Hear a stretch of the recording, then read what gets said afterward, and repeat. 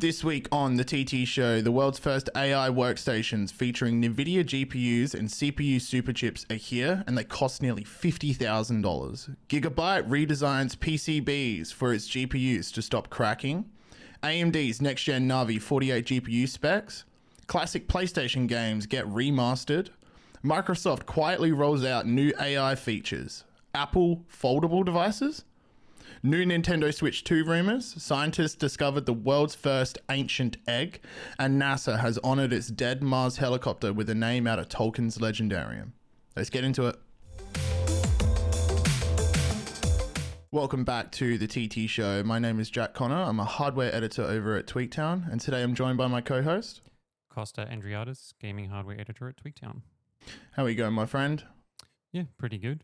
I mean, it is the summer in Australia, so it's a super hot day. What is it over there today? Like 36, 37. Oh, what is it? I haven't even checked the weather here. I reckon it'd be about the same. It was like 100, I guess. I don't know. Yes, something like that in the US. It's only 25 today, but it feels like 29 or something like that. Yeah, it's getting warm out in Australia. Today we have again, every week we have a jam-packed show, but we're going to kick off today's show with the world's first desktop AI workstations. Well, yeah, it's like the first desktop AI workstation with NVIDIA's GPU and CPU Superchip. So this was showcased last Computex, but also we got to see it up close in person. It's like the Grace Hopper right. Superchip, which has a Tensor Core GPU and a NVIDIA's custom 72-core ARM-based Grace CPU. So that's what's called a Grace Hopper. And it's like, CPU, GPU, Superchip that they put in like data centers and cloud servers. And then, NVIDIA announced that you can stack them all together and, to do AI stuff. And so there's Meta and whoever's buying all this stuff, they're buying these in bulk and they cost like tens of thousands of dollars. So basically there's this company called GTP Shop. And so they've basically put this chip inside a workstation, which is basically like a desktop PC. And they've got it in like this shiny metal like tower case with like a glass side panel. There's like a chrome and like a bronzy Titan grey and champagne gold color towers. And so basically you get this Grace Hopper super chip with 480 gigabytes of Jesus LPDDR5X memory, 96 gigabytes or 144 gigabytes of HBM3 memory. Wow. 576 or 624 gigabytes of fast access memory on the chips itself. You can have basically the CPU, GPU, and memory can be configured to run at 450 up to 1,000 watts. This workstation PC has two high efficiency 2,000 watt or 2,400 watt PSUs. It's got two PCI Gen 4, 5 slots on the board, which seems pretty low.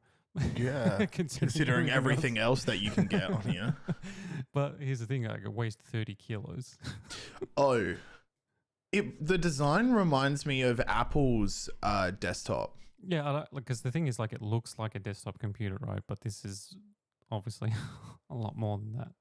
Yeah. It's basically like an AI supercomputer. And so that company, GTP Shop, is claiming that it's the world's first workstation or desktop PC with this Grace Hopper superchip inside.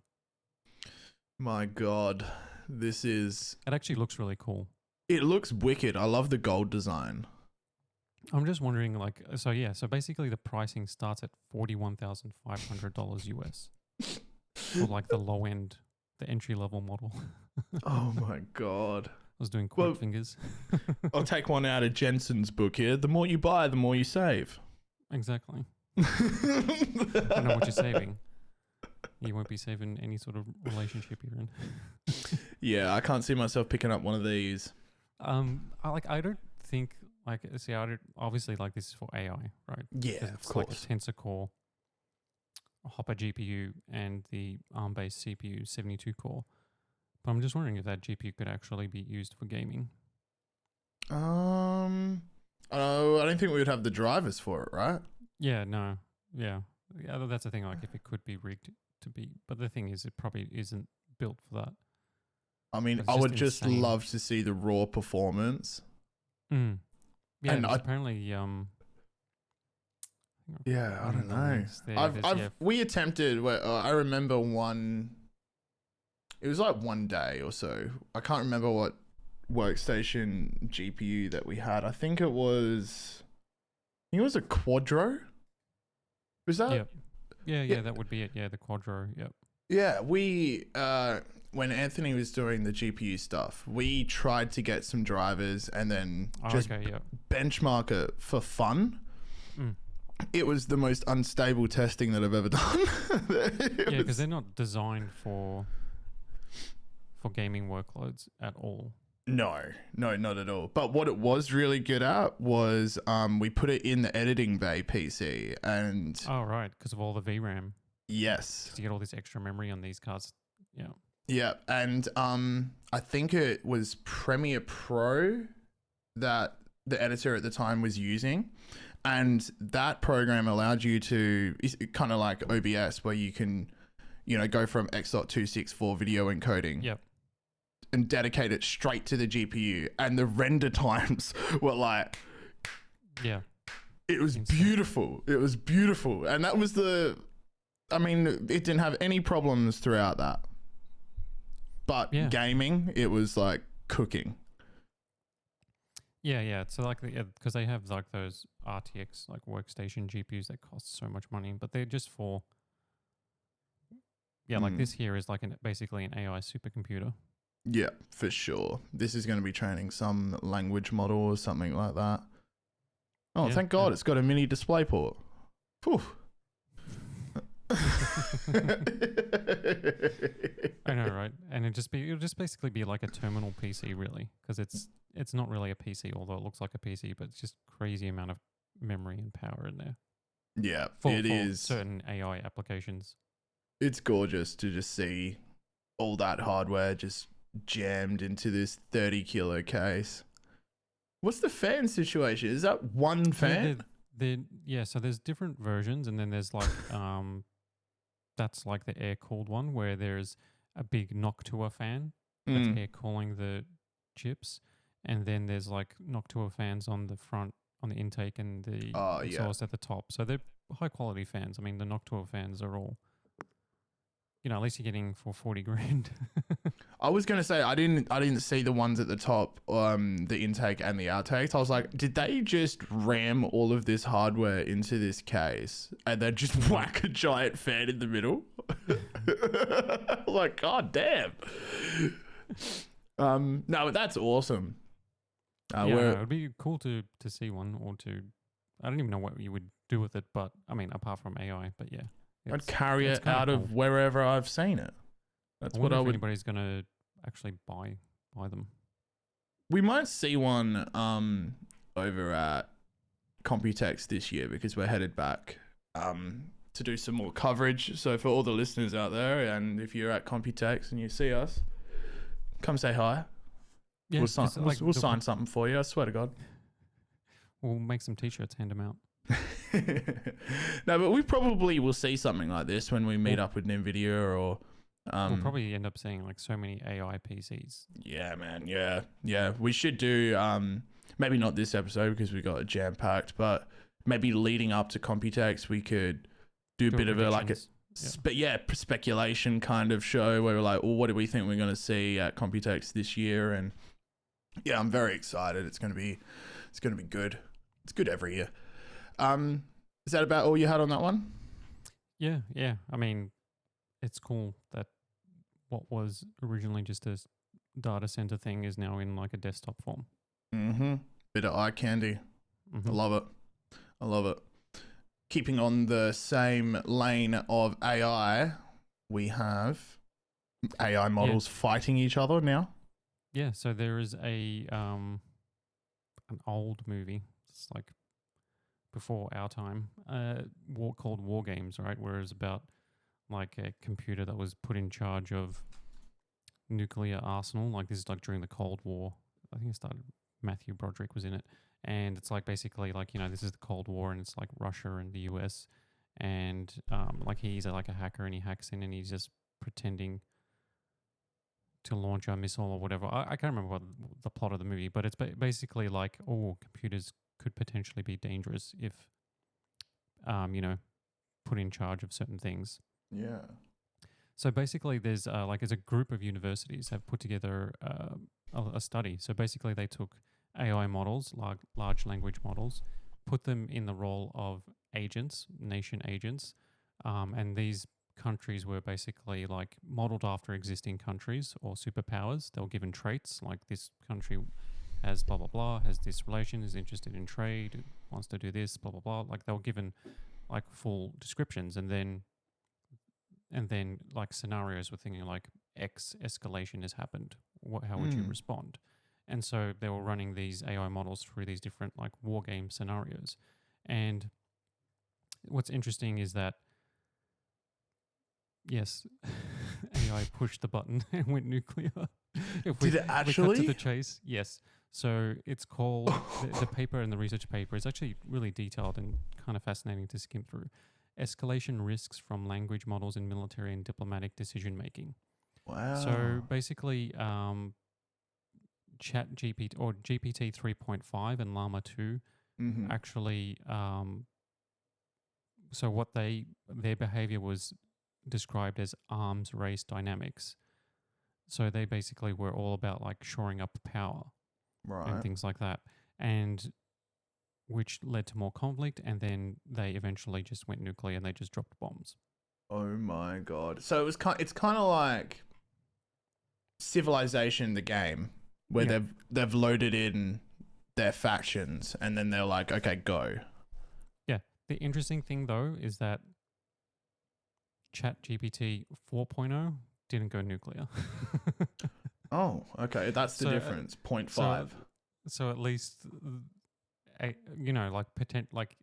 there's a progression at least you can look at to say, well, this version did, whereas that version was more inclined to de-escalate, or was just posturing. Like, it's like, but the thing is, like, they were all posturing. They were all like being quite aggressive in terms of how they behave, but only like a handful actually went to war and started,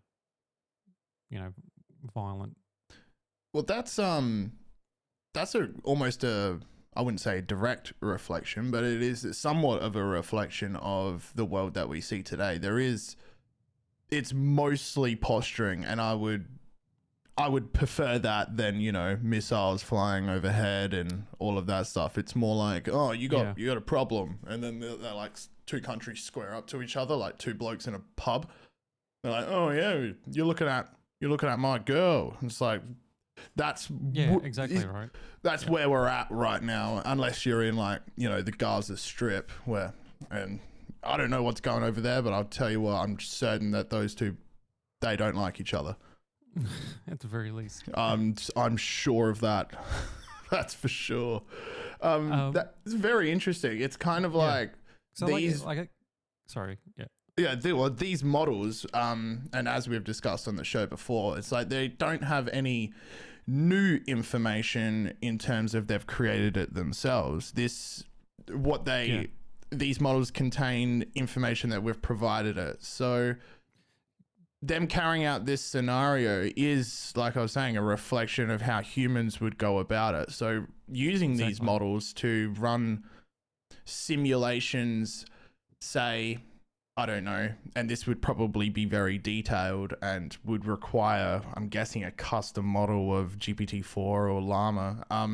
You could input data like, say, I don't know, China's GDP, their cultural stuff, and then all of the United States, all of America, and then run a simulation about how that would play out if we, took out oil in the Middle East or something like that.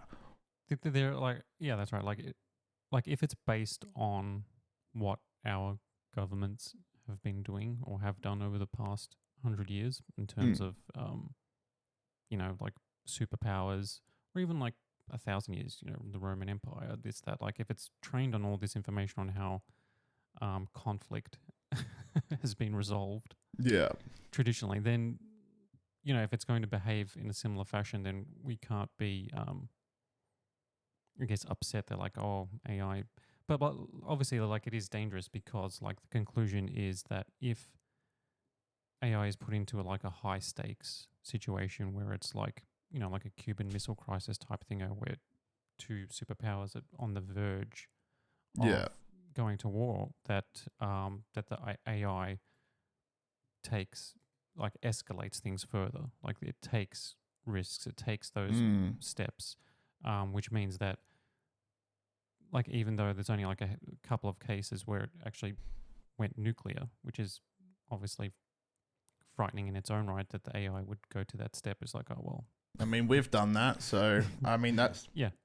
I suppose that's the reason why the AI has gone nuclear. It's because we have at some stage. Yeah. So what the interesting, or like one of the troubling bits is that the research papers, like a bunch of like universities that were all joined together to do this like in-depth study, and that they found that there really wasn't any like reliable or predictable pattern that they could predict for the AI behavior. Like, after going through it, like they couldn't actually predict exactly how this would play out with AI, with these large language models after going through it. So that means that, so that's why, like the potential, like, being unpredictable, that, the conclusion is essentially like AI shouldn't be given this level of control, which isn't like on the table anyway. But it's good that the study shows that like where AI is now is that, yeah, like it definitely shouldn't be in control of military assets or making decisions relating to that. Yeah. Yeah, no, it's insightful, but it also makes me think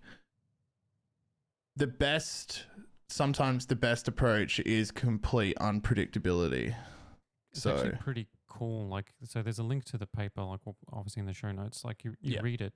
And so like the actual paper has sections where it like it has like examples of like what the AI would say, and like the AI would just given like different like colors. So like this will be purple country and this will be white, and there's like starting conditions, almost like it's basically like a text-based version of like Civilization in a while. It's like a turn-based strategy game in a way. Yeah. And so like like they like have like their how far you, like almost like RPG stats or those sort of like strategy game stats, like how far you are from this country, what you have, resources, etc., and diplomacy windows and things like that. So it's almost like they were just essentially just playing like a war game. Wow. Very cool. I think that is awesome. I hope we see a lot more of this. Maybe I do like the widespread, like on an almost impossible amount of variables, but I would like to see it a bit more like concentrated, like run the same kind of simulation but just on economics, and like to see how it would play out if, like, say NVIDIA moved to China or whatever, or something like that, and just like governments could see what would happen, at least in the form of an AI, about the fallout of certain decisions. I think that would be interesting. Like another like financial crisis or something, like how it would react to it. Yeah, that would be cool. Like, get it to analyze the crypto market or something. It would be, this is the military stuff is that's I mean, because bonkers. like a lot of these militaries, and they just do war games anyway. Like, the sophisticated war games is how they spend half their time, because they just got all this money and resources and people just sitting around. So they gotta, so getting AI to do it is actually really clever, especially when you're giving like different large language models, pinning in them, like getting that language model to run the full scenario and seeing what happens. Yeah. It's very interesting. This is one of the coolest ways I've seen AI being used. It's mostly to like what I've seen headlines is to generate like nude images of people that don't have nudes on the internet.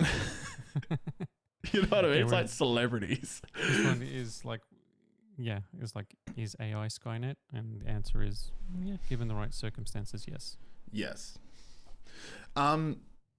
Let's hop, skip, and jump to something else. Do you want to go? Let's go to the egg. I want to talk to you about this egg that I found last night at 1:30 in the morning.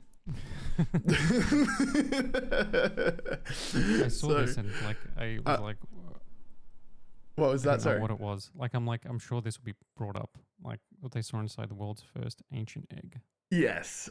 Okay. So 1:30 last night. I'm going through my science sources, scouring for the next greatest story, and I found this egg, and I thought, wow, I've never seen an egg like this. So, so scientists have excavated from, and I don't know where this is, berry fields near Aylesbury in Buckinghamshire. You can Google that for yourself, listeners. Yeah.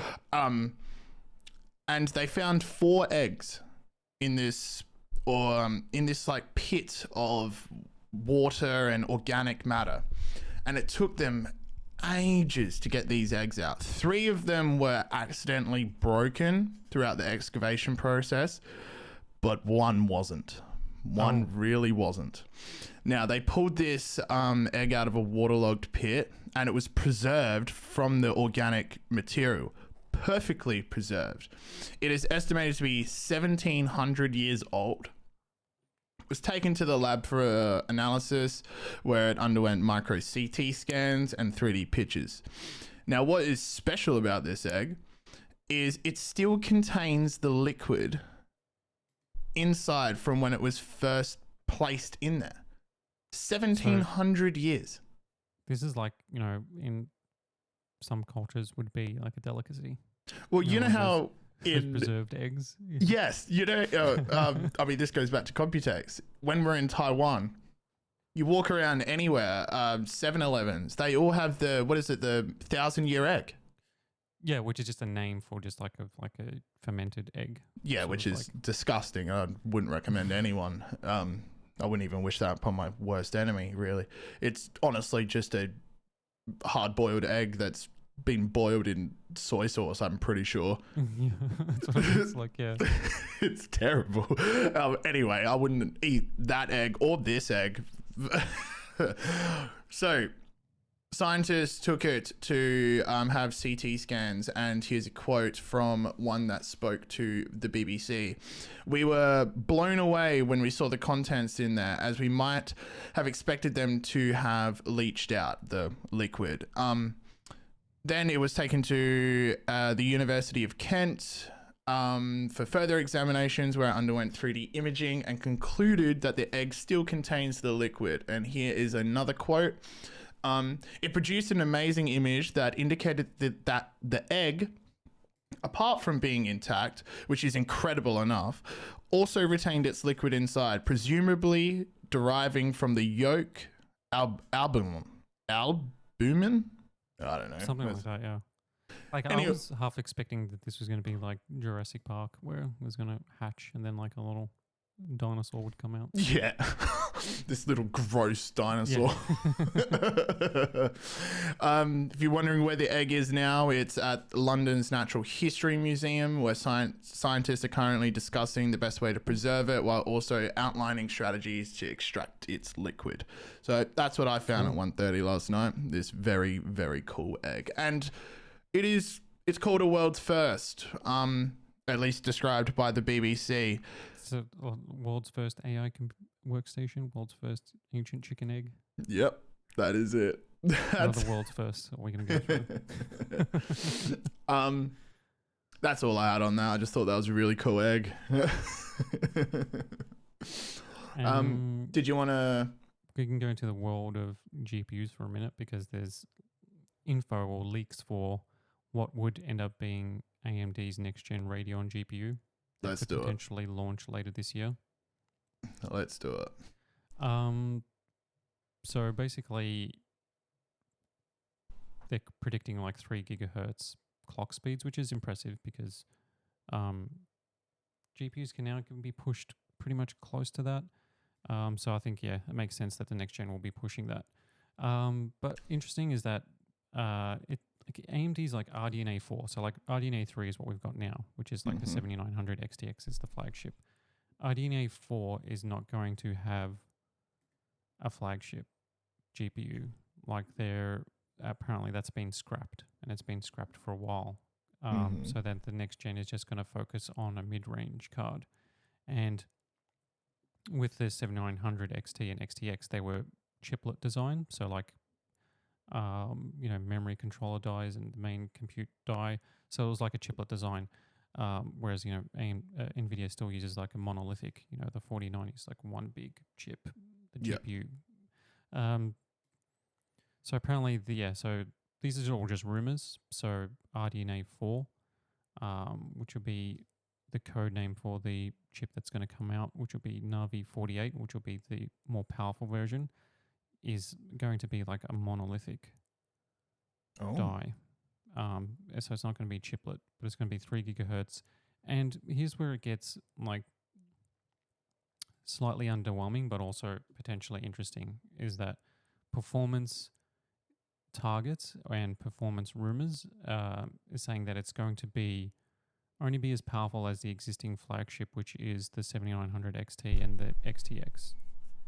But it's using a more efficient node. So essentially what they're doing is, depending on the price, depending on the power efficiency, depending on that performance, they could later this year launch like a 4080 level GPU or a 7900 XT XTX level GPU for a potentially a lot cheaper, like at a 4070 price point, potentially. And that would be like a game changer, because then that would mean that like, oh, why are 4080 so expensive? If AMD just launched like a mid-range powerful GPU, which seems to be what they're aiming for. But it all just depends on, what this Radeon RX 8800 XT or whatever it ends up being called. Like it just, a lot of factors will depend on how exciting or what it's actually going to end up being. But it seems like how likely do you there's think no 4090 killer coming from AMD for a while. How likely do you think this is to take place? I think it's pretty much a guarantee at this point, because there's already been several rumors that have said that they've scrapped like the flagship. Yeah, so it only makes sense to aim a little bit lower in the stack. Yeah, so like basically like, how when they design them, they have like their top one, and they have the mid-range, and then they have the entry level. Like this is like NVIDIA do the same. Like, you have your 4090, which is the fully unlocked GPU, and then you have the different variations to it. So basically AMD have just like saying, no, that's not ready, or whatever issues there was, we're going to push that top of the range until next time. So we're not going to do it this time. We're just going to do the mid-range and the low level. And if the mid-range, like the 4070 is as powerful as like the 4080, or the 4070 Super is pretty much like a 3090. So like if this is that sort of mid-range and it matches their top end and they can get it out this year, then they've got a chance to have like a really decent mid-range offering that would make a lot of other GPUs and pricing put it into question. But it just all depends on if they do that and how aggressive they're going to be, and what it actually ends up being performance-wise. When do you think AMD will... Because we may actually see this at Computex. Pardon, sorry? Like they may actually unveil this at Computex or around about then. Oh, that would be cool. And that would be the buzz of the show, really, wouldn't it? Yeah. Yeah. But the question I was going to ask you was, judging on these rumors, and this isn't, like you were saying, this isn't the first one that we've discussed on the show about AMD not coming out with a 4090 competitor or something like that. Yep. When do you think the company would be in the position to compete with the 4090 or even the That sort of the 5090? yeah, the 5090, yeah. But like as we discussed last week, NVIDIA may or may not even release a 5090 equivalent because there's nothing that's even close. They will, because it's like easy money for them now, but they can just keep charging whatever they want because they're in a class of their own. Like, I think like there's really like, you know, I mean, the need for one is low, right? There's no need for a 5090, I want one. but I would like one. Of course. Like, I'm not going to sit here and say like it's absolutely required because, you know, PC gaming, just like nothing can run. Nothing can even touch it, dude. Oh, like just this is just a little bit of a sidebar, but because I'm getting a bunch of OLED monitors from MSI and some other brands, so I'm trying to expand my games that I test, and I test a fair amount of games already, like a Doom, my Age of Empires, Apex Legends, and I just downloaded Overwatch and League of Legends, you know, a bit more vibrant games and stuff high like that. What games? What was that, sorry? They're like high refresh rate games. You can actually run them at hundreds of FPS. Exactly right. And because, yeah, that is the point of me downloading them, because some of the monitors are like 360 hertz and stuff like that. And Apex Legends caps out at 300. And my 4090, that's a breeze. Playing League last night, I got the MSI Afterburner was running 700 FPS when there was nothing happening on the screen. 700, and then when like ability started to cast and all of that, it drops back down to like 300. But I looked up, I was like, 700 FPS. What? And then I had my performance monitoring. What resolution was that? 4K. Jesus. 4K maxed out. I had everything, anti-aliasing, everything running. 700, and I had performance, my performance monitoring up, and it was just like, you know, it was kind of flexing, but it wasn't even stressed. Like whatever. Yeah. So back to my question. When do you think, if ever, AMD will be in a position to compete with a graphics card such as the 4090 or the 5090? Well, I mean, because they plan these things out, so there's like a 2-year cycle, like with the CPUs and GPUs. CPUs, like there's a yearly refresh, but there's like new architectures every couple of years. And it's the same with the GPUs. So if like RDNA 4 is already like done at this point, it's like it's fully designed. It's at the very least, like at the bare minimum, it's being fully tested now. Like, you know, in their labs, like with drivers and seeing what they can do. They're probably fine tuning clock speeds, turning on cores on and off. You know, just fine tuning, like the tweaking the settings at this point. Like, Yep. You know, optimizing a game. They're at that sort of stage, I would say, at a bare minimum for RDNA 4. Which means that 5, which is, you know, 2 years down the track, is already deep into design and things like that. And so there is the expectation that RDNA 5 the multi-chip design will be fully finalized by then. Because basically what's happened is that with the 7900 XT and XTX, they changed the game, like kind of like what they did with Ryzen. They made it multi-chip, so like a chiplet.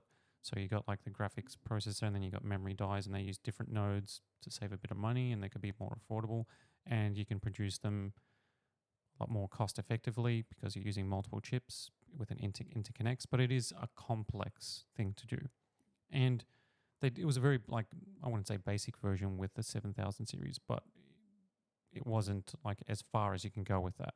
And so the rumor is, but this is multiple sources have said that with RDNA 4, the plan was to take that to the next level, and it just wasn't ready. So they decided, no, we'll just get the monolithic version of that architecture out, and then RDNA 5 will push that down. Basically, they kicked the can down the road, so to speak.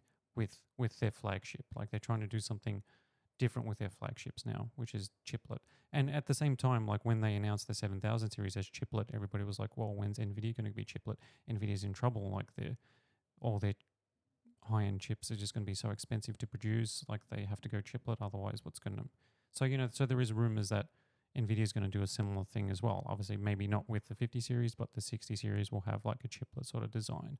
Like these things, like they're evolving. But I mean, to the question is that, yeah, like I don't think they will compete at the high end again, but probably not for a couple of years. Okay. Yeah, at least for a couple generations. Yeah. Yeah. Well, which leaves the 5090 all on its own. I know, which means we might not even get one. But the thing is, like, no, I think like it's a guarantee, right? Because like they can, it's just that's a license to print money.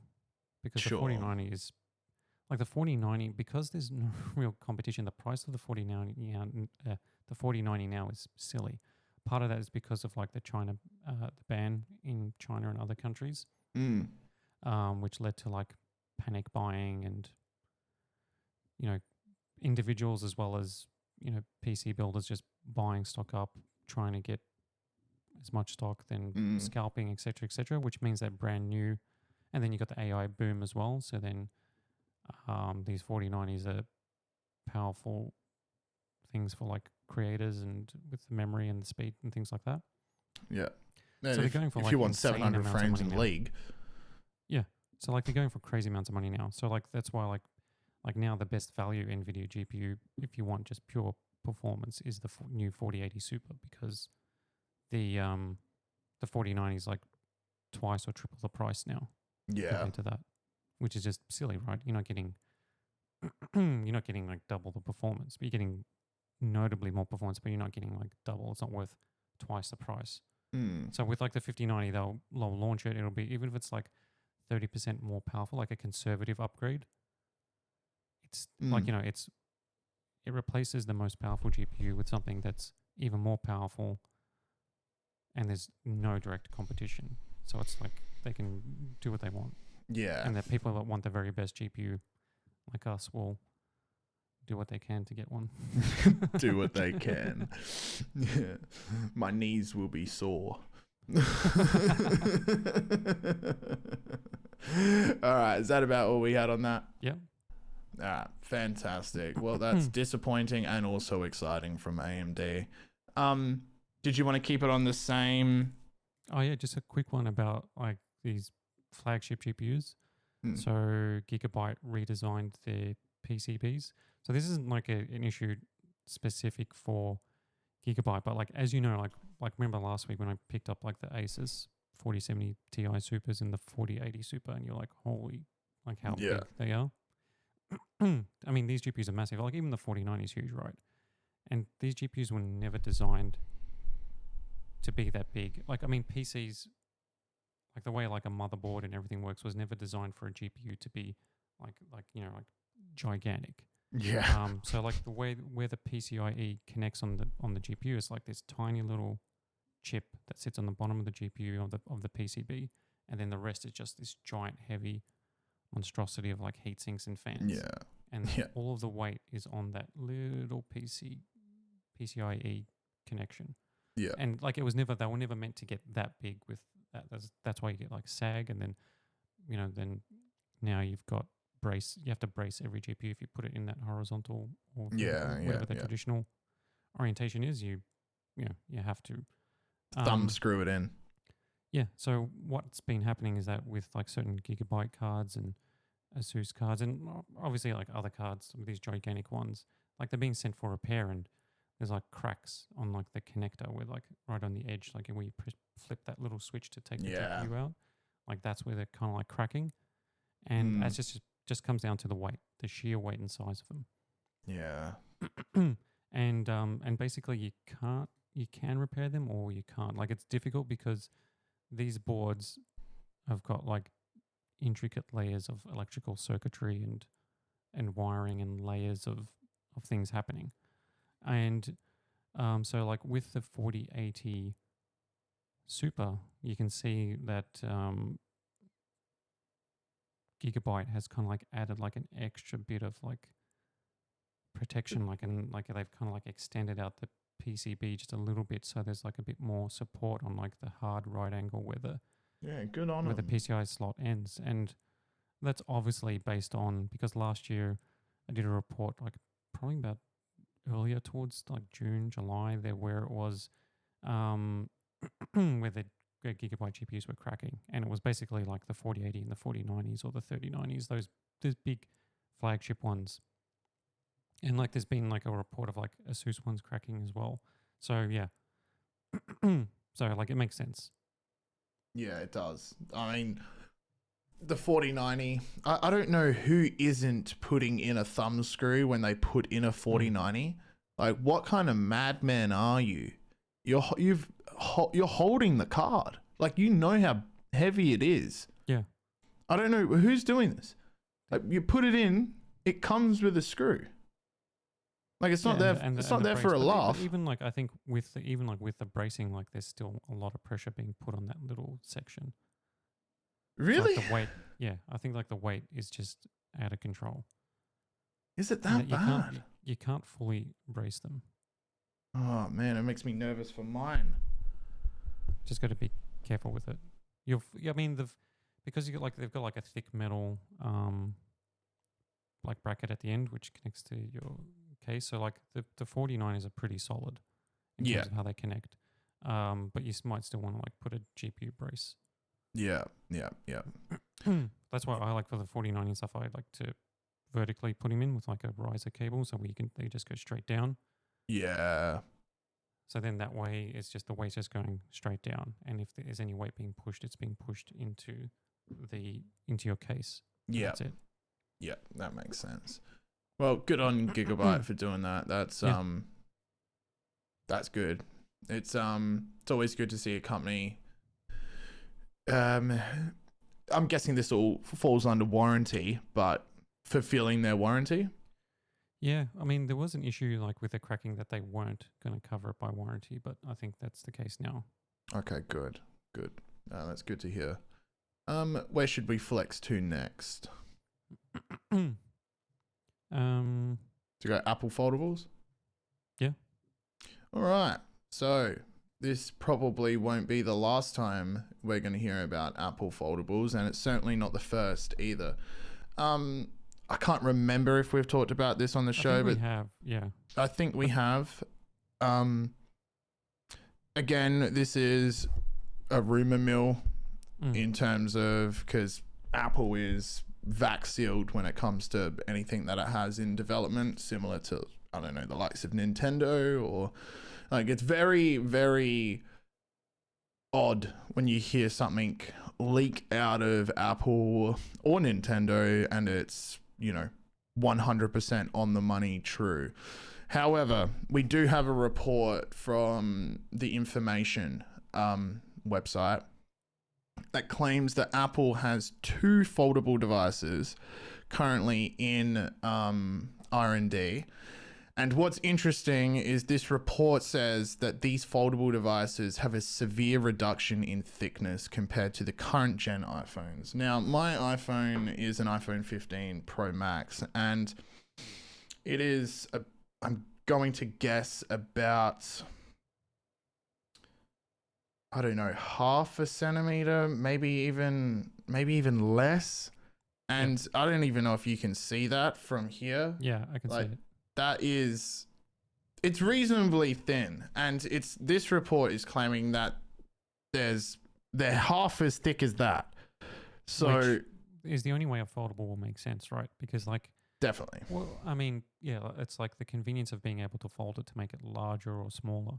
But if it's just going to be like double the thickness, what's the point? Exactly. Like, it's not as attractive. Yeah. And I think that would be the key for Apple to revolutionize foldables, is to make them so thin that you're like, whoa. Yep, I completely agree. I don't know where they're going to put the battery or any of the components, but we'll leave that aside for the moment. Now, this report also states that they're exploring the idea of adding an exterior screen, which is similar to the Galaxy Fold.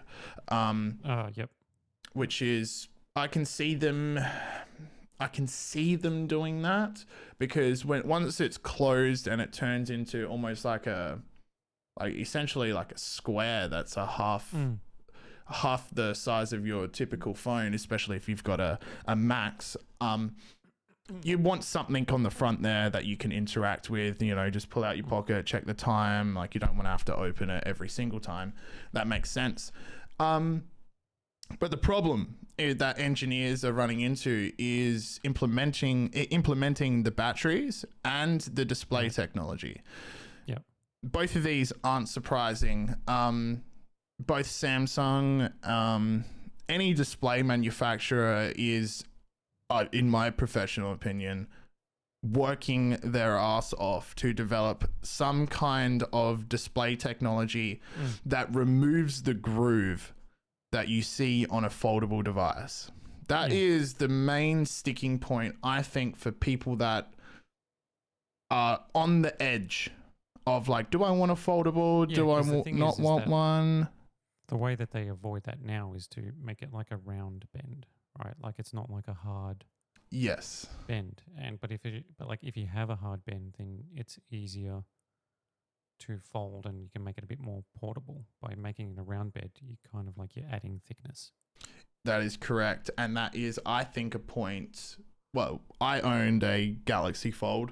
I think I got I think it was the second generation, generation one. And I mean, it was a cool device. It was too much for me. I just wanted, like, at the end of the, using that and all of what you can do with it, having different windows open at the same time. It's like, I just want a phone. Like, at this point, like, I just want to be able to make calls, send text.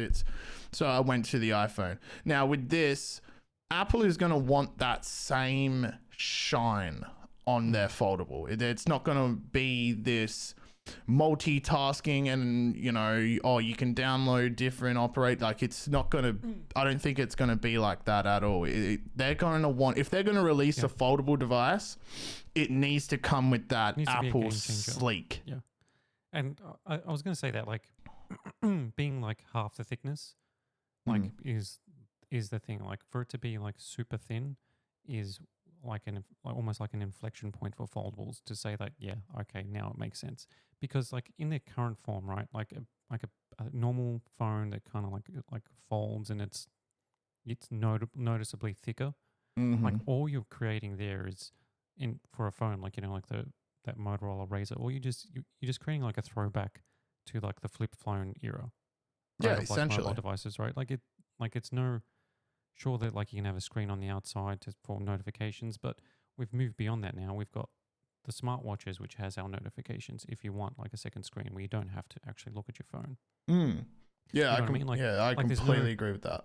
Like, in terms of like where these mobile smart devices have evolved, the flip phone is kind of like a nostalgia thing to me. Yeah, no, primarily, I agree. Unless you fundamentally make it exciting. Yes, and I don't see Apple releasing a foldable device, regardless of whether it be an iPad. I'll speak on that after this point.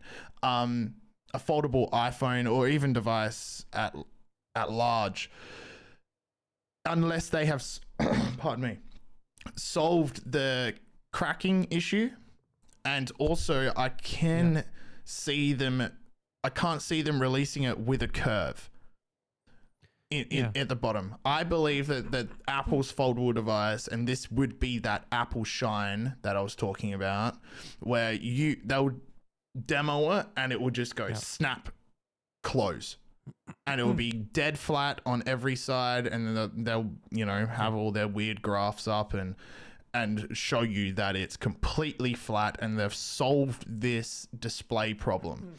Now, the report also states that Apple is focusing on a foldable iPad. I think that is more likely to release first than a foldable iPhone. I think that makes more sense. Because there is like a functional thing to that, right? So if you create like a foldable iPad that is seamless, right? So once folded, it's essentially a tablet, right? It's a single screen tablet. Yep. But then when you unfold it, it can be a dual screen laptop, or it can be a larger tablet. Yeah. And then you've got that sort of like, as long as of each stage there is seamless, like you said, like dead flat, like no bends, no visible, like, oh, you can tell this is a foldable, whatever the case is. Like if they can achieve that, then in tablet form, it makes a lot more sense, because then you're transforming, then you've got like a fully transformable device. Yeah. I believe you're on the money there. I think Apple, they've definitely seen the foldable market. It's not going anywhere. It's it is growing. It is a growing market, and I think they're just waiting for the tech to catch up to their standards of because it does say in this report, I just want to make sure I get it right here. Furthermore, Apple is reportedly in talks with Asian manufacturers regarding ordering components for these two new purported foldable iPhones, with the possibility always being on the table that if designs don't meet Apple standards, both projects will be scrapped. It'd be cool to see like prototypes, like if Apple were to say like, hey, like, you know, here's the Vision Pro, or here's, you know, like here's a look at all our different prototypes to get to this point. If they're doing something like brand new, like when they fully announce this, whatever foldable device it is first, like if they actually showed like the different versions or samples, things that would be sick. Because like there's obviously like been so many revisions. Like they could have technically released like a foldable by now easily, but it's just like you said, like if it's not to their standard of device, you know, and that's not necessarily the fastest or the best performing. It's just like it is like, you know, an Apple device. It has to meet a physical design standard, definitely, as well as a performance but then a usability in terms of software and everything like that. Yeah. I think you're on the money there. The report also says that where the development on the foldable iPad is to create an 8-inch foldable screen that would be similar to an iPad mini. Despite the size, making it easier for engineers to fit in all of the batteries and you know, all the components and stuff like that. It will still suffer from the same, current technology is still suffering from the same crease, which I believe would be the deal breaker for Apple. I would be shocked if they released a foldable device that has a crease and a limited number of folds on it before a crack. I think that goes completely against all of Apple's branding. These things all, like any sort of like bendy or foldable thing, they all have like a limited number of folds before it starts to degrade. Like doesn't mean that after, like if it's rated for 300,000 folds, and they work out how long, you know, that'll last you like 5 years with maybe folding it 10 times a day or whatever the case is. It doesn't mean that after that amount it's going to break instantly, but it's just going to degrade. And they just have to hit that sweet spot of where it's going to last you. I mean, being Apple, how long? Like, I mean, they're probably just aiming for like a foldable device to be like, as long as this lasts like 5-6 years or 10 years, that's plenty. Yeah, but I can't see. I can see Apple's showcase of its foldable being. This has infinite amount of folds. You never have to worry about the screen breaking. Besides you dropping it and stuff like that. Like, you know, like these switches are rated for like 60 million key presses or whatever it is. Yes. It's like, well, so this will last you forever, basically. Essentially, yeah. That's where, but I think obviously they wouldn't put like infinite on their thing because, you know, with they'll enough. Put like a little asterisk and they say it's rated for like 75 million folds or something like that. Yeah, and when you're getting into like the millions and millions of folds territory, it becomes negligible and is essentially infinite, because by the time that you're even going to get close to that, you're upgrading anyway. Just to finish off this story here, given the engineering problems and the current state of the display market, to my knowledge at least, this Apple's foldables are years away. Years. Like not we're not talking iPhone 16. I'm thinking maybe, if we're lucky, 17, 18. I would even, like, if there was a betting line, I would bet over on that. That's gonna be Yep.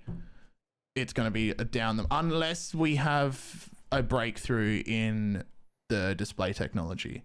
And if that's the case, we might, because like it moves when- quickly. like LG and like was it Corsair, the bendable OLED. And it's Yes. like you just bend it, and like it was like remote control ones that just bend, and you're like, Hmm. like I thought, well, I'd never, we're years away from seeing something like that where you can just grab your like desktop monitor and just like and just curve it. Yeah. Look, I could be Obviously, wrong. that's like a limited curve, like it's not folding, but Yeah. I don't know enough about pixel technology, and considering someone that does review monitors, but getting into like the really technical aspects of for all intents and purposes, breaking pixels and then perfectly putting them back together all at the same time to create this. I think it might be a leap that, I mean, they're working on it right now, but yeah, I don't think it's going to be, I don't think it's around the corner per se. Cool. I think it'll come out with AMD's next flagship GPU. That's what I think. Maybe. But what is around the corner is these Windows stuff, this hidden feature. Oh, It's yes. actually kind of cool. This was your story. Ah, yes. Well, this actually, you could speak on this a bit as well, Yeah, because we've this talked is about super resolution. Yeah, we've talked about DLSS and FSR multiple times, which have been like game changers for PC gaming, right? It's you get performance, and you either take a very small hit to image fidelity, or one that you don't notice, or it actually looks better or the same or equivalent, and it's all based on using a technique to take a lower resolution image and then upscale it. So basically, like, upscaling is around forever, but we're now at a point now where upscaling is a part of gaming, really. And yeah, so this is like a new Windows feature coming. Yeah, seemingly Windows as well. Yeah, so I stumbled across this, and I don't want to toot my own trumpet, but this was reported by me way before most other publications. So I found this on Twitter, and I mean, through video cards. Video cards is just so hot with it. Shout out video cards. And it's a part of the 24H2 update that's pegged to be released, I think it's sometime later this second year. half, Yeah. which was going to be Windows 12, but might not be. Might be just like a super version of Windows 11. Whatever the case is, this is like another like big feature that it's going to bring to the table. Yes. So within people that are running the beta of this coming update, they trudged through some of the display settings and stumbled across a super resolution option. Now, I just want to read this. So under display and graphics, you have automatic super resolution, and then Windows writes, use AI to make supported games play more smoothly with enhanced details. Go on, sorry.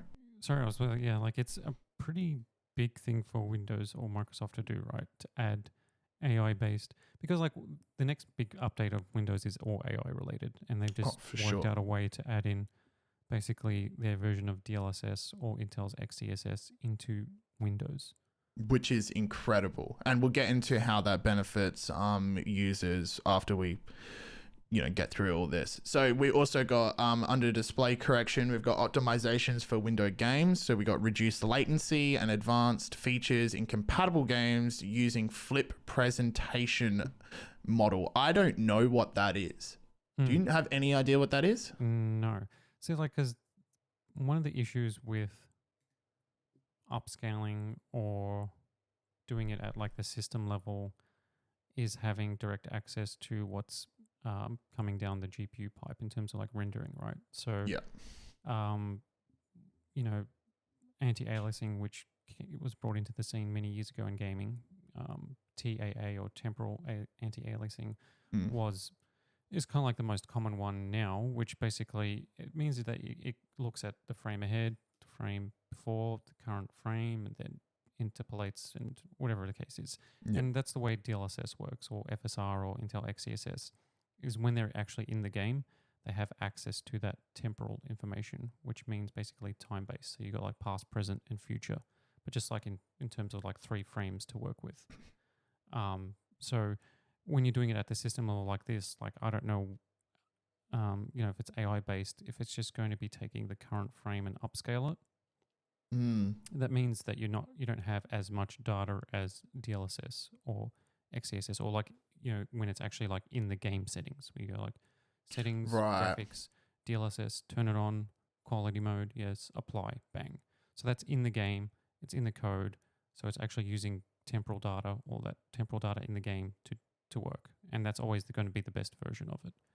But at this sort of level, like you could, like it's kind of like what AMD does at the driver base, or even NVIDIA does as well, has NVIDIA image scaling, but those are non-AI based. So this being AI based, it's going to be interesting because it could mix things up. Like it could be like, oh, hey, guess what? The Windows version actually looks really good. It works in every game. You just go to your display settings and you go turn it on, and it works.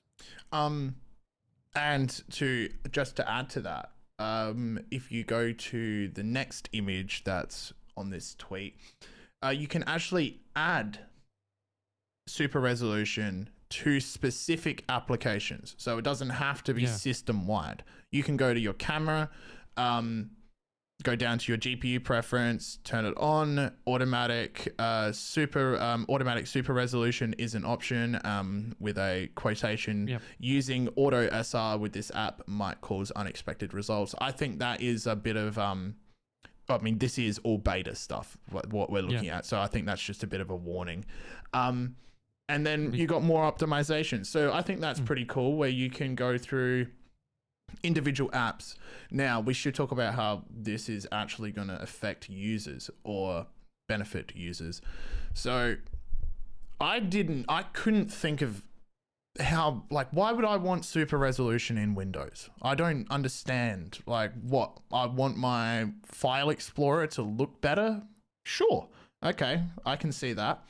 Video cards had some great points here. They said having the option to enable resolution at a driver level means games that don't have the inbuilt resolution upscaling technology would now have something to bump up those pixels. So that is your retro games. That is your old games. That's, I think, right? Yeah, exactly. But it could also, because like most games now, kind of like big ones ship with DLSS and FSR and things like that. Yeah, exactly. You almost expect it now. But it could also be like a secondary measure that, like they could embed into the PC Xbox app, with like Game Pass. Right. Where it's just like you just set it globally, so like every game you run, it enables it. It could lead to better handheld performance. Like there's like tablet performance, mobile performance, because I think like we're thinking of this as like a traditional desktop thing is probably the wrong angle of like where you will see the most benefit, because like on the desktop, right, you've got your big GPU, you got like there's less of a need for this sort of thing when you've got all the hardware, right? But if you've got like an AI, this is going to be the year, and if this is launching second half of the year, like every single notebook is going to have an NPU in it, which is the CPU is going to have a neural processor, which this is going to tap into if you don't have a GPU. If it doesn't, if it's just like a laptop without a GPU, or it's a laptop with a GPU, then this will work either way. And this will be able to then boost performance in apps as well as games. Yeah. So, for example, you could, then like all video stuff or content creation stuff can run at a lower resolution, but it's upscaling for a higher resolution. Yes. Yep. I think that was my other point that I put in the article. Again, from video cards. The other advantage of super resolution at a Windows level is removing the reliance on special applications that support technologies such as RTX video super resolution or Fidelity FX super resolution. Yes. Yep. So you can now go into, say, I don't know, your media player, for example, and enable super resolution within your media player to play videos that are in super resolution. That's what NVIDIA like has that option. So like in VLC and YouTube with like browsers like Chrome based, like it's RTX video super resolution, where it's basically DLSS for videos. Yeah. And it's designed for like to also resolve like compression artifacts, things like that. And AMD is launching their version. So this will be for that as well. So this will be also for you know, YouTube, right? You're just going to be watching a 720p video because you're on mobile data or whatever. Like you're not like then like the expectation isn't that you're going to be watching full 4K videos on YouTube all the time. They may not even half the videos at 720p anyway. And then taking that and then upscaling it to your 1440p AI laptop display. So then, like, because you can see the option there is like use the resolution of this display, which will basically mean that like any video signal, and because it's like it uses in a window as well, it'll be able to upscale what it sees in that window, which would be browsers, like, you know, videos and YouTube and stuff like that. So it isn't necessarily like them saying, hey, DLSS or whatever is FSR is now obsolete because those are gaming first technologies. This is more evergreen. Okay. Yeah. Yeah, this is I think this is a very interesting thing for Windows to do. Oh, definitely. And also points to the fact that AI upscaling is the future, like leveraging NPUs and GPUs and CPUs to do it is the way to go. Yeah. Should we keep on the same Microsoft? Oh, did I remove that other story? I might have. Yeah.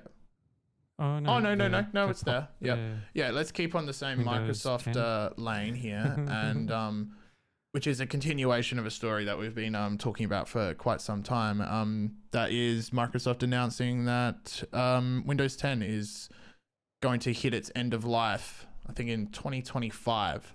Yes, October 14th, 2025. Now, that announcement was quite a big one, obviously. There's hundreds of millions of users on Windows. Windows 10 is the most popular operating system. And now we're starting to see a bit of a reaction from at least the gaming side. As Steam's hardware survey. Yeah, I mean, that's right. The latest one showed like a big uptick in Windows 11. And gamers always adopt things like that before.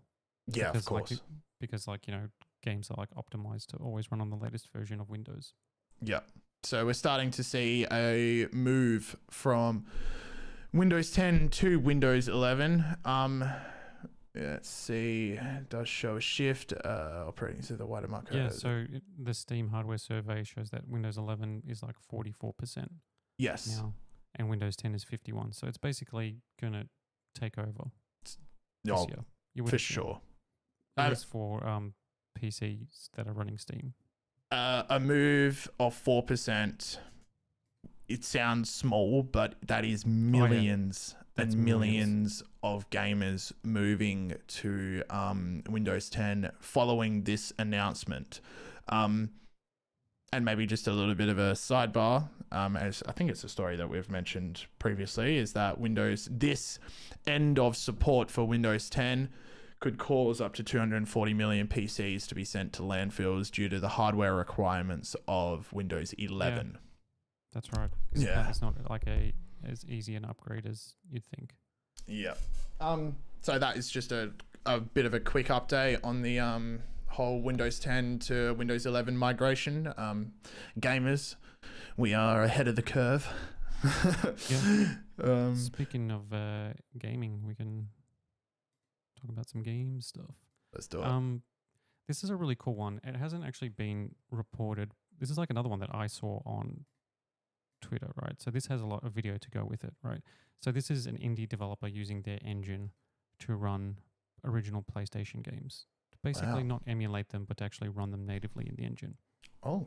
And so So if you have a look at the tweet, it's like Tim saw it, who's the head of a studio that's working on this game called Last Night. It's actually been in development for like, I don't know, like 8-9 years. And it's just like a really cool 2.5D, like pixel art, but 3D, really cool lighting, cyberpunky type of visuals. So like it's a fantastic looking game, and I really want it to come out sometime soon.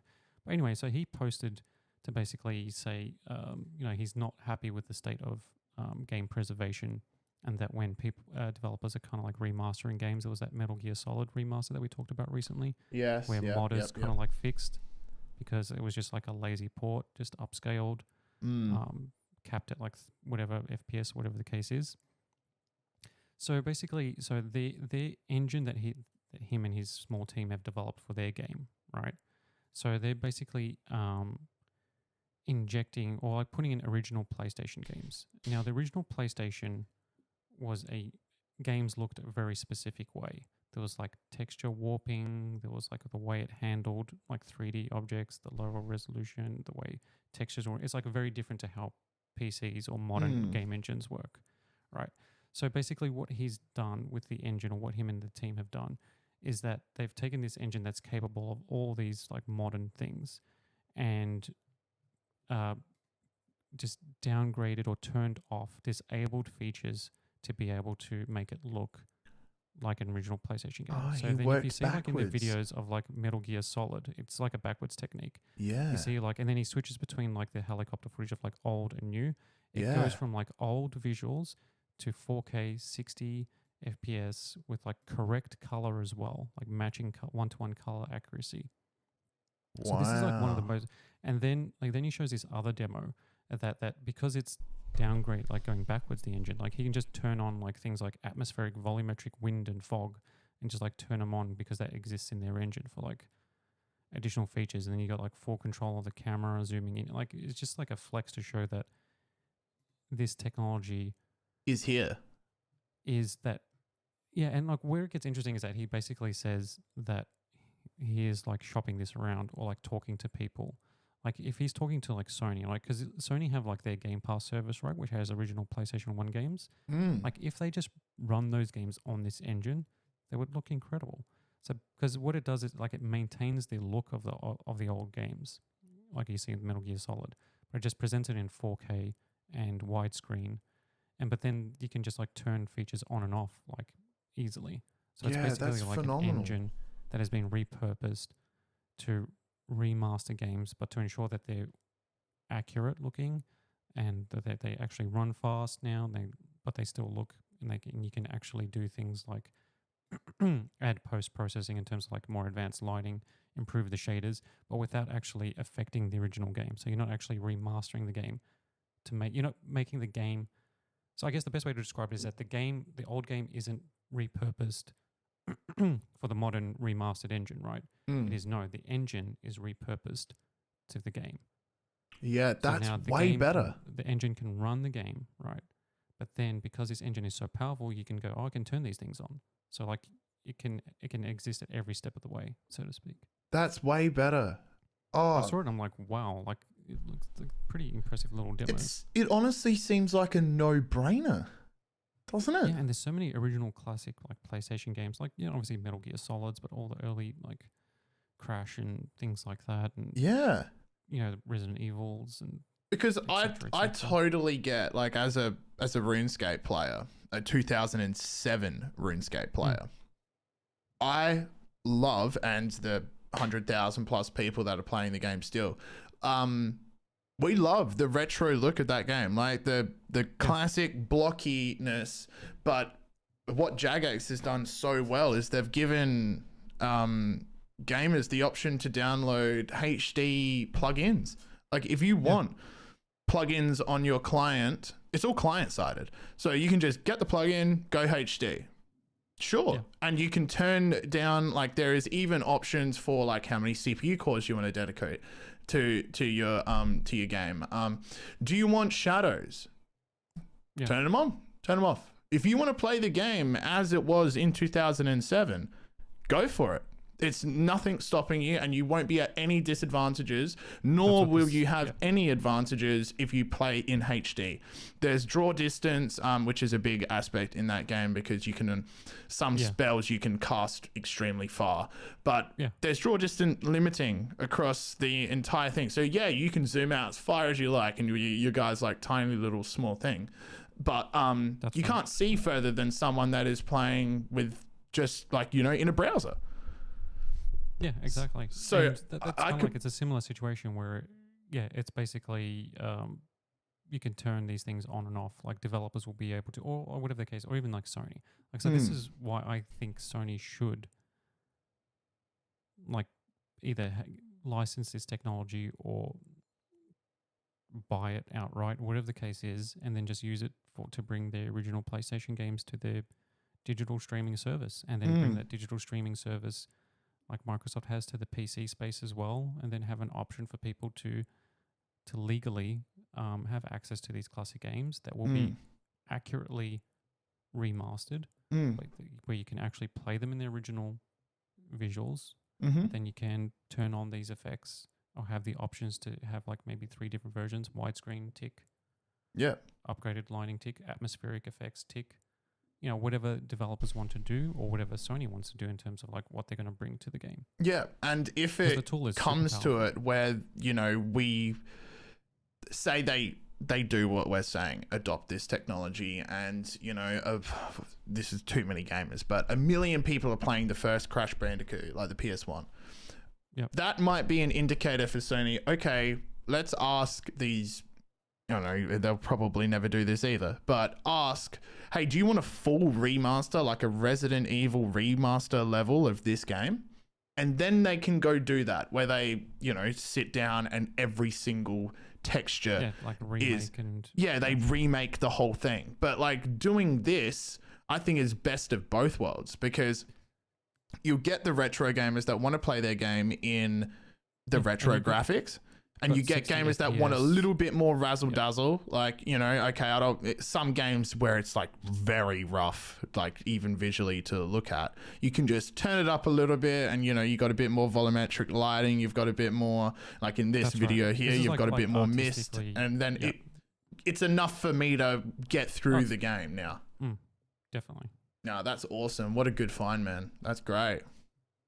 Sony. Yeah, no, it's like, I mean, I love, like, you know, retro gaming and like, you know, emulation, whatever you have access to, or remasters or remakes, and they're always exciting. But like, this is the sort of technology that you want to see, like, because like game preservation is always going to be like a question of, you know, what's going to happen to all these games. We should keep on the games and discuss the latest Nintendo Switch 2 rumor.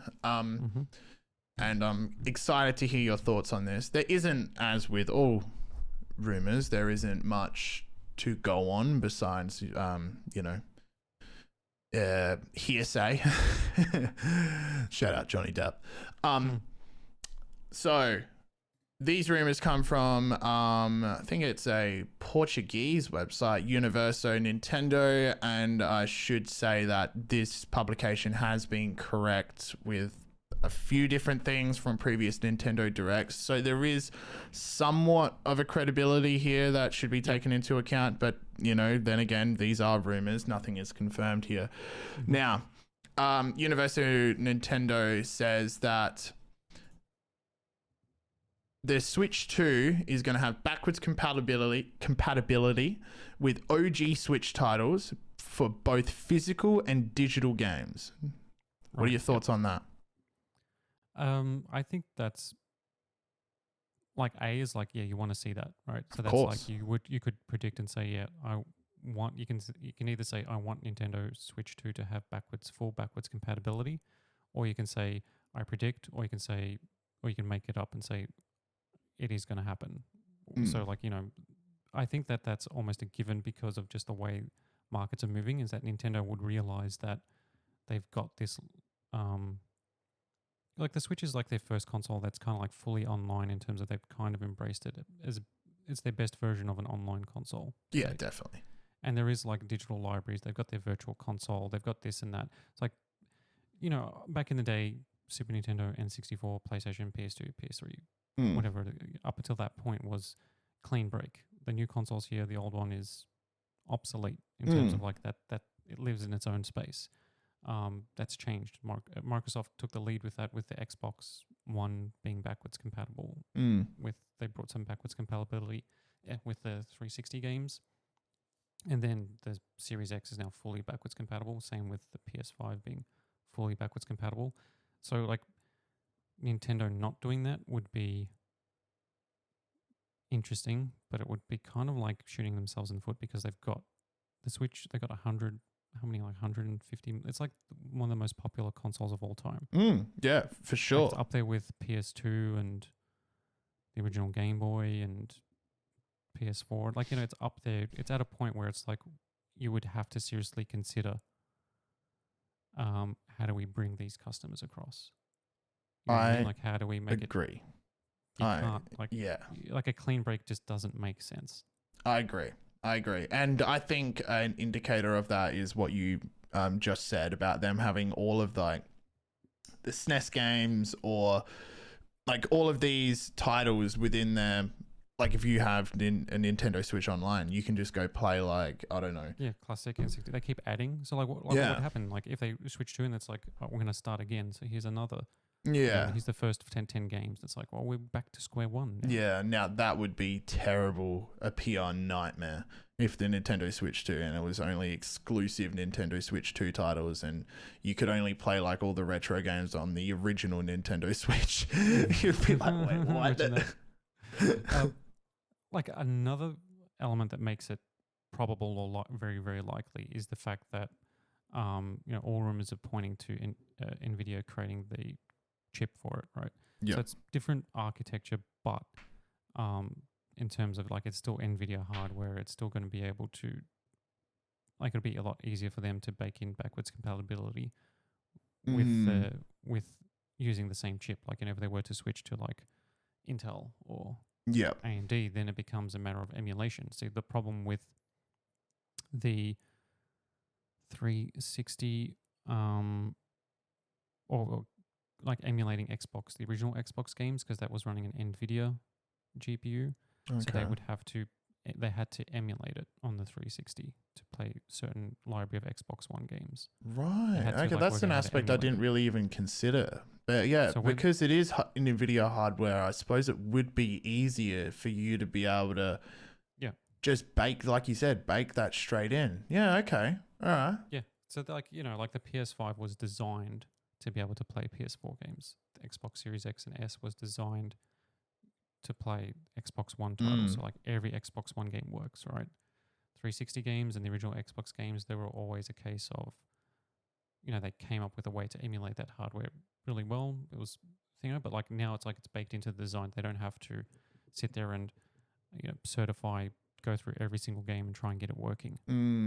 Yeah, okay. Have to be the case, you know, like that's the way like emulation would work. But like in this case, being backwards compatible would just be, it's baked into the design, and because it's going to be using NVIDIA hardware, it makes sense that that shouldn't be an issue at all. Okay. I want to get your thoughts on this next rumor here. Developers can enhance their Switch 1 games to take advantage of the added processing power. I think that's a guarantee, or at the very least, it's going to happen naturally. So when the Xbox Series, whenever they started their backwards compatibility thing, like the emulation would just tap into like the raw console power. Like you're basically running in. So like what happens like with the Xbox One and when it's playing a 360 game, it actually it becomes a 360. Like the way they developed to be able to run those games is like the console effectively becomes that, but with added horsepower, etc., etc. Yeah. So if a game was on 360 and it was running it between 20 to 30 FPS, because you just got all this additional headroom, it's just going to be running at 30 FPS the whole way. But then they worked out a way to trick the emulation to say that, well, if we'll just run it at 60, and if it works, we'll allow it. I mean, if it breaks the game, you know, like certain games like Skyrim, like if you run Skyrim at 200 FPS, it breaks the game because the physics are tied to the frame rate. Okay. things like that. But anyway, so whatever the case is with the at the bare minimum, is that a lot of Switch games have performance issues, right? Like, between 20 and 30 FPS is kind of normal in a lot of Switch games. Yeah. So right off the bat, at a bare minimum, the games will be able to run at 30 FPS. Yeah. But what they can do, just like they do with the PS4 Pro and the PS4 and the PS5, is that they can release like a small patch that just allows the game to run at 60 FPS. Yeah. Okay. Because you've got like 4 times the horsepower and it's not a problem. So they would, developers would have to patch the game to actually dramatically change the performance. Yeah. But if it's backwards compatible and you've got that added horsepower, and if a game was already like capped at 60 FPS, but it was like fluctuating, like you would get a more stable performance in every Switch game. Right, and that would be enhancing it. Okay. Yeah, that would be like automatic, but like devs being able to enhance the game would be, like patching it with 60 FPS, patching it with potentially DLSS to run in 4K or something, whatever the case is. Another, and just to finish off the rumors from Universo Nintendo, they said a Nintendo Direct is coming next week and the hardware reveal is next month. I don't believe there is going to be a hardware reveal next month, and the reason I think that is Nintendo's financial report said that their main focus for this year is the Switch. Yeah, is for the financial year 2024 to 2025 is the current Nintendo Switch. They didn't mention anything about a new next generation console, whether it be called the Nintendo Switch 2 or not. What do you think?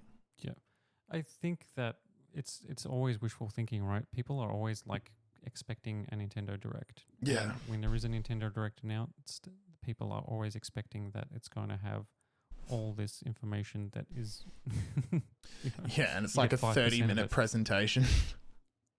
I think Nintendo are likely to announce the Switch 2 a lot closer to the eventual launch than traditional. I don't think they don't want to burst, because apparently like the Switch sales have dropped off. They're starting to drop off. And if they announce the Switch 2 now, they would drop off more. Oh, way more. So I think that, playing devil's advocate and bursting people's expectations, I think like a conservative or like a reasonable guess or even prediction would be to say that Nintendo launch a Switch 2 in this time next year. Yeah. And then they announce it in like November this year. Yeah, that is exactly October, where November, and it's like 3 or 4 months before. That is exactly where I was going to land on it. And I suppose to play devil's advocate again, Nintendo regularly do their directs in February. So I think that's why we're starting to see an influx of rumors. And I believe there will be a Nintendo Direct. I think it's bound to happen. We haven't had one this year. And February is a time, but I don't think they're going to reveal the hardware next month. I think it could even be a mini Direct, like where they're like, here's all the games. And it's like not even a full Direct. Like, here's the thing, like Switch development, most developers are on Switch too, like in terms of like flagship titles. So could they show stuff this month or next week? Yeah, they could probably show you what the Mario Sunshine team is working on in terms of like the next big Mario game, and you'd be like, wow, that looks amazing. But they're not going to do that. Like, it's like game like that. It's they're probably looking at when to actually launch the Switch 2 is when they've got a killer library. Because when they can actually launch with at least a couple of flagship titles or whatever the case is, but then be in a position to bring everything across with backwards compatibility and then potentially do it in a different way, potentially launch it and say like, hey, this flagship game, there's also going to be an original Switch version. It's not going to look as good, but it's going to be backwards and forwards compatibility for a while. They could follow the Xbox and PS5 route where there's a transitional period where games were coming out on PS5 and PS4, games are going to be coming out on Switch and Switch 2. and it's going to be a slow, gradual transition, and so they may not actually treat it as like this massive thing. And if that's the case, then a shorter announcement to release window of like, later this year announce, early next year launch would make more sense. Yeah, I just every time there is leaks, it's like it's coming next week. It's like, to be honest, like, just chill out, internet. Jeez. I would love for them to announce it like next month. Let's just say they announce it next month, and then say it's coming in September. Then I'll be like, cool. Yeah, and all these games are going to be ready. I'm like, awesome. That's great. But I'm not putting all my eggs in that basket. I wouldn't bet on it. It's I wouldn't bet on it next week, because people were predicting that it's going to be announced last year. Yeah. Here we are. I'm going to like rush this out the door just to meet rabid appetite for something. No, that's not Nintendo. That's all I had on that one. I think we're getting pretty close to. Yep. What else do we?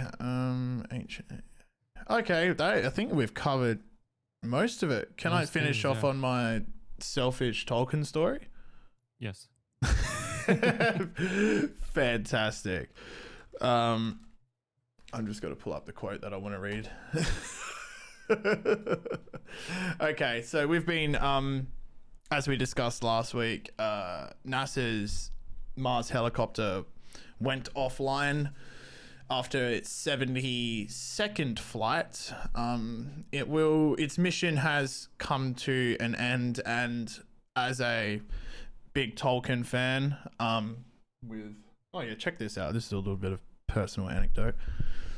That cool is from the Shire in New Zealand, handcrafted by Weta Workshop.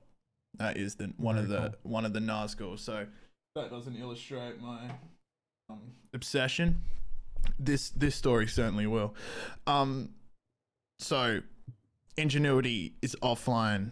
It is dead. Mission end. And last night I was reading NASA's website, its blogs, and I saw that the Ingenuity team decided to nickname the final resting place for Ingenuity based on Tolkien's, well, I want to put it in layman terms, essentially heaven in the Legendarium. So NASA has called the final resting place Valinor Hills, and it's named after the place where the elves go at the end of the movies, and some exclusive hobbits, Frodo being one. And the land is usually reserved as exclusive to elves, and there's only been a few instances of man and Gimli is taken there by Legolas in the books. Afterwards, he is the only dwarf ever to step foot on the in Valinor, or the Undying Lands. And I just thought it was awesome that NASA has named the land of which the first flying vehicle on another planet after. That is so cool. Yeah. After Valinor Tolkien, Hills. Valinor Like Hills. the first human to step foot on Valinor Hills. Yeah. I just want to read. Yeah, here's the quote. So, the Valinor isn't really mentioned a whole lot during Peter Jackson's 3 movies, but it is described by Gandalf to Pippin right before the Battle of Minas Tirith, the big white city. Yep. And I'll just finish off the show with this beautiful quote here. Pippin says, "I didn't think it would end this way." And Gandalf says, "End? No, the journey doesn't end here. Death is just another path, one that we all must take. The grey rain curtain of this world rolls back and all turns to silver glass, and then you see it." Pippin says, "What, Gandalf? See what?" Gandalf says, "White shores and beyond, a far green country under a swift sunrise." Pippin says, "Well, that isn't so bad." And Gandalf says, No, it isn't. Now, unlike Valinor in Tolkien's Legendarium, Ingenuity's sitting in a barren wasteland.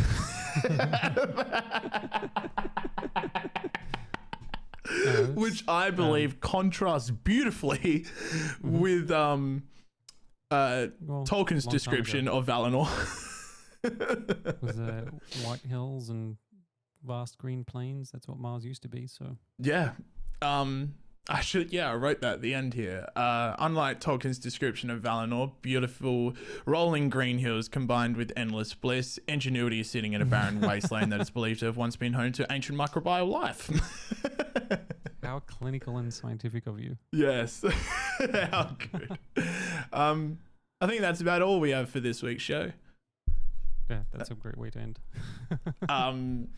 Did you have anything that you wanted to finish up on, or we good? No. We'll there'll be more next week. All right. Thank you very much, guys, for listening. Please go check out the description for any of the stories if you want to do some follow-up reading. We'll be back next week with another jam-packed show. Cheers. All right. Thank you. Bye.